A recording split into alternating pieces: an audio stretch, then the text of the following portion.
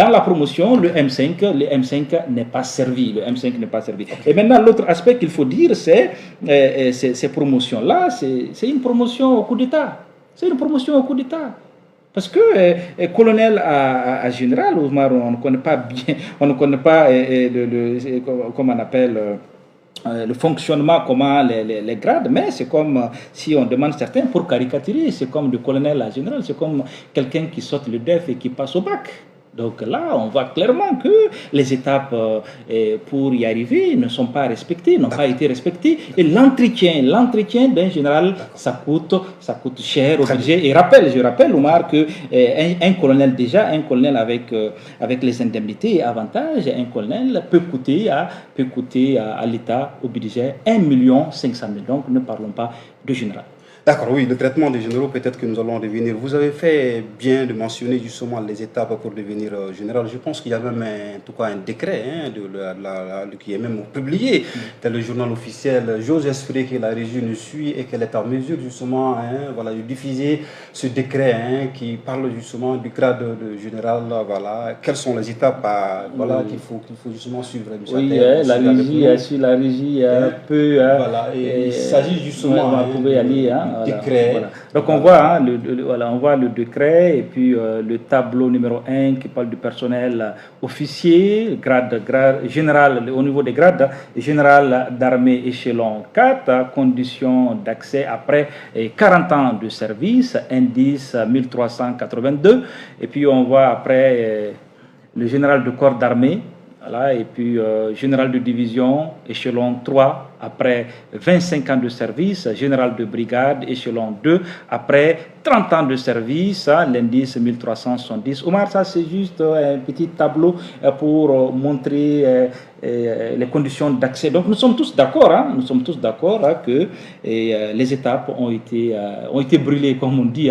On a sauté. Mais faut-il encore rappeler, M. Alidou, Omar, on a sauté les étapes. Et puis ce n'est pas une première. C'est pas une première. Rappelez-vous que Amadou Aya Sanogo, capitaine, quand il a fait son coup d'État, et j'aime bien cette formule de notre confrère Serge Daniel qui dit bombarder de capitaine à général. Et aujourd'hui, on peut utiliser cette même expression de colonel bombardé généraux.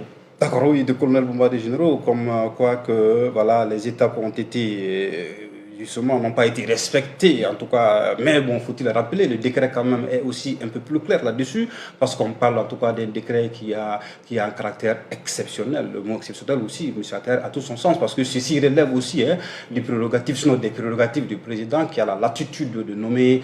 Oui, mais Moumar, on avait parlé de l'élégance du geste. Justement. Ce n'est pas qu'on est contre la promotion, et même quand on écoute le micro-trottoir, certains Maliens vous disent clairement qu'ils méritent. Ils méritent les grades, mais le contexte ne s'y prête pas. Et maintenant, certains parlent aussi de l'inégalance, que le geste n'est pas élégant. C'est-à-dire, ça veut dire tout simplement qu'on ne s'octroie pas quelque chose, Omar. Vous, vous ne pouvez pas vous donner des prix. C'est le public d'apprécier. À un moment où Omar fait du bon boulot, on lui remet un prix de reconnaissance. Et ce n'est pas à vous, Omar, de décider, désormais, je suis le meilleur journaliste de la place. Ça ne se dit pas, ce n'est pas élégant. Donc, justement, dans le geste-là, et à un moment où le peuple broie du noir, à un moment où les Maliens n'ont pas d'électricité, à un moment où les Maliens tirent le diable par la queue, et certains Maliens, avec ironie, disent clairement qu'ils ne voient même pas le diable, elle est en forterie tirer sa queue. Donc aujourd'hui, il y a des problèmes. La vie qui est chère, les Maliens se cherchent, les Maliens végètent dans la pauvreté, végètent dans la misère, et au même moment, parce que comme on le dit, on va voir, en général, ça coûte très cher. Donc il y a les avantages, on va en parler. Je pense qu'il y a une économie, en tout cas, M. Atter Alidou, qui est agonisante, faut-il le rappeler. Nous n'avons pas suffisamment, nous n'avons pas tous les éléments par rapport au nombre de généraux que le pays comporte aujourd'hui, mais le traitement des généraux, son entretien, M. Atter. Oui, Omar, c'est un général, ça coûte cher. On a dit déjà ici qu'un colonel, ça peut, avec les avantages, ça peut coûter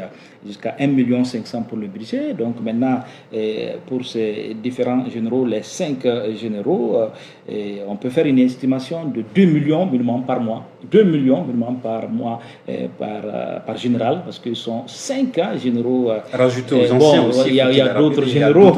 Il y a d'autres généraux, donc vous voyez que le budget qui est déjà en difficulté, parce qu'aujourd'hui on a même du mal à payer les fonctionnaires, ça traîne, c'est des retards dans le paiement, c'est dur pour le peuple malien. Donc ajouter cela, je pense que c'est parce que 2 millions, on peut quand on essaie de faire, un général peut coûter avec les indemnités, les avantages, 2 millions aux citoyens maliens, aux contribuables maliens. Donc quand on prend 2 millions par mois pour les 5, donc vous voyez ce que ça fait par mois et par an.